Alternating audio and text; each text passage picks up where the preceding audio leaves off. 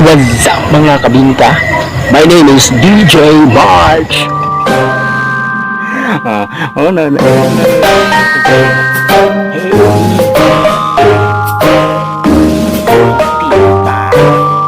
Tina pa.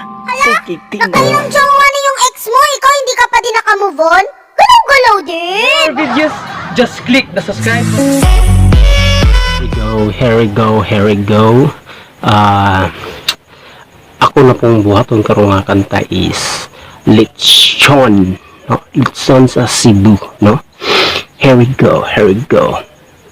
Lamig kaayo na mga litson sa Pilipinas. Kung wala ka na sayudan na, kung asam pinakalamig na litson, kung gusto jud ka masayudan na, adto ka dito sa Cebu City, the capital jud, capital litson of the Philippines.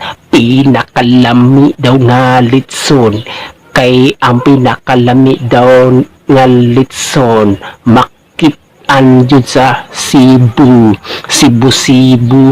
City, kay ang mga foreigners mo order gani jud sa ilaha. Pila-pila ka ilang order, pati gani nga mga artista. Grabe jud ang litson jud, dili gid mawala bisag unsa nga okasyon. Kung okasyon gani ang istoryahan, kay kanang litson namit kaayo. Litson sa Pilipinas, litson sa Pilipinas, litson sa Pilipinas.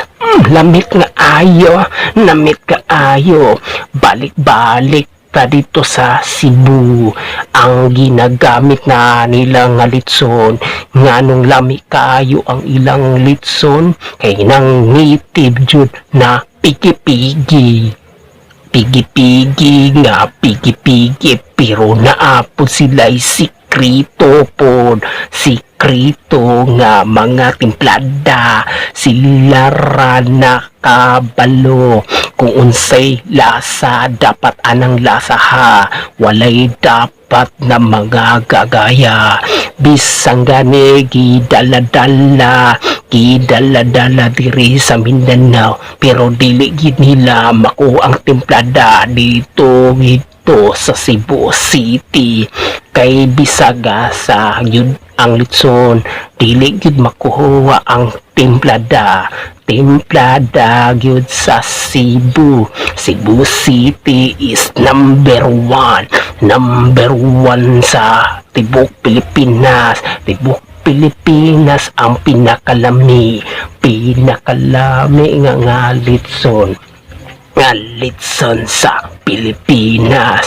Giadto na sa rated K, giadto pod na sa Gisek Kasoho, gipatilaw sa atong mga mata para natay higayon na muadto or magpa-deliver gikan sa Cebu padulong sa Davao, or dili ba jud gikan sa Cebu padulong sa Manila. Inana jud ang litson sa Cebu City, namit kaayo. Litson sa Pilipinas, lamit kaayo, namit kaayo. Litson sa Pilipinas, namit kaayo. Break it down, yo. Yeah.